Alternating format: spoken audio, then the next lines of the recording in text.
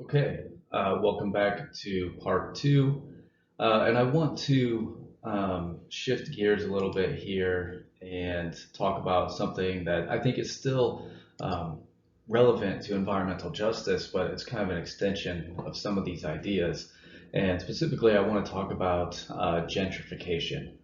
And if you're not familiar with gentrification as a whole, then gentrification is a process where wealthy individuals begin to move into poor or working class communities, resulting in rising prices and displacement of the original community. So this is an urban problem all over the place, where uh, a community it has an abundance of people who are lower class and maybe don't have as much wealth, don't make as much money, and eventually property values sink, and then it becomes cheap to buy property there. So people buy property, and then they end up moving there. Upper class people end up moving there. And a lot of times they'll think, oh, we're revitalizing the neighborhood and we're building it back up. But what this usually ends up doing is raising the property value that's there and raising the cost of living for the people who are there. So the people who originally lived there can no longer afford to live there and they have to leave. And oftentimes they have to go to places that are even worse than they were before. So gentrification is a big problem in a lot of urban places. And I want to talk about specifically how this relates to urban forestry and can come about through some of the processes of urban forestry. And hopefully you came across this in the reading a little bit, got into this a little bit. But there's this thing called eco gentrification. Sometimes it's called environmental gentrification. There's different terminology for it.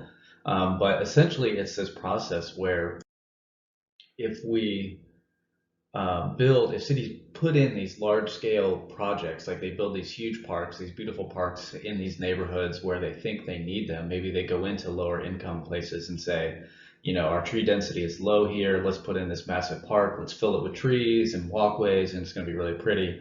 And we all think, oh, yay, that's a great thing. But what can happen is that these large scale urban greening and parks can end up spurring development projects because they beautify these areas and developers are like, oh, hey, people are going to want to live there, so let's build some new housing, which ends up raising property taxes and property values, cost of living, and ultimately can displace the original residents that they were intended to benefit.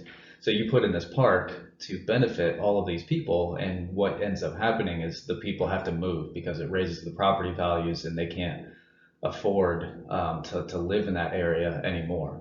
And so that's called eco gentrification or environmental gentrification. And it's common. It's becoming more and more common as we, as these benefits of urban trees become more well understood. People and understandably, cities are like, oh, let's build these huge parks. Let's do these things because parks are good for neighborhoods and things. But there's some unintended consequences. And a recent study just published this year, found that the New York City High Line project raised adjacent housing prices by 35%. So then the High Line was it's I think it's like a walkway, like a walkable greenway that they put in an old. It was a transportation line of some kind, I think, that they put in New York, and so it raised a lot of property values. Um, some of the issue there is that, and like I just talked about, you might. It's kind of counterintuitive because one of the benefits so often touted by people who are saying we need more trees is that trees raise property values. And you might think that's a good thing, right? Like, of course you want the property values to go up, but only really helps if you own the property. So, if we assume that low income residents have a higher tendency to rent and wealthy populations tend to own, this suggests that the premium will be captured by the wealthy, thus increasing their overall wealth. So that increase in property value is going to really be going to the people who own the property, right? And it's usually not lower income people, and so you're really just exacerbating that wealth gap.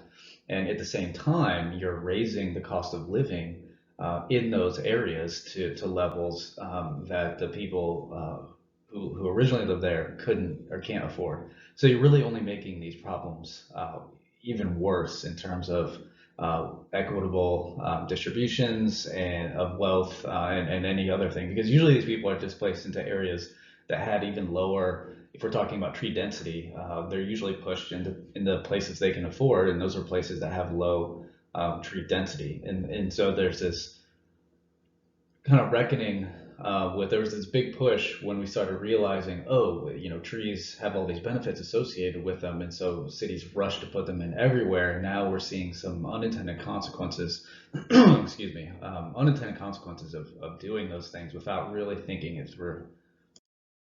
But there is this movement that has come up in a way to sort of deal with this and say, okay, we know there's benefits to having trees and urban vegetation in general. How can we do this in a way that isn't going to displace the people that we actually want to help? Because I don't, a lot of people in cities they don't want to displace people. I don't think there's just other forces at play, and you have to take people's socioeconomic status into consideration when you're doing these things. So the just green enough strategy depends on the willingness of planners and local stakeholders to design green space projects that are explicitly shaped by community concerns, community needs, and community desires, rather than conventional urban design or ecological restoration approaches. And so you really need to be cities need to be taking a more nuanced approach to this, rather than saying let's just plop a park down anywhere we can put one. Rather than instead of doing that, just going into individual communities and saying what's the situation here. If we put a park in, is that likely to dramatically raise property values over a short period of time? If so, then maybe that's not the best route to go.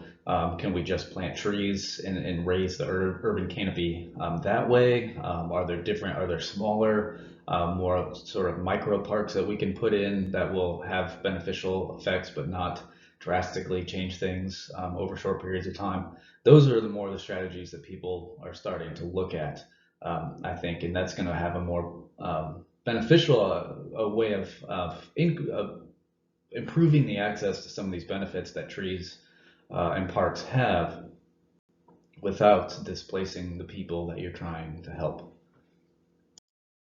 And there's a couple of good readings. So this 2012 reading documents, I think, a couple of cases of eco-gentrification, and so that's a good reading. And then there's a good story here. I think this comes from The Guardian. So keep working your way through, read through these and answer the discussion questions, and just keep working your way through the module. I think we have a break coming up next week, so I'll be pushing the due date back accordingly for this module. So as always, keep working your way through it, and I will see you next time.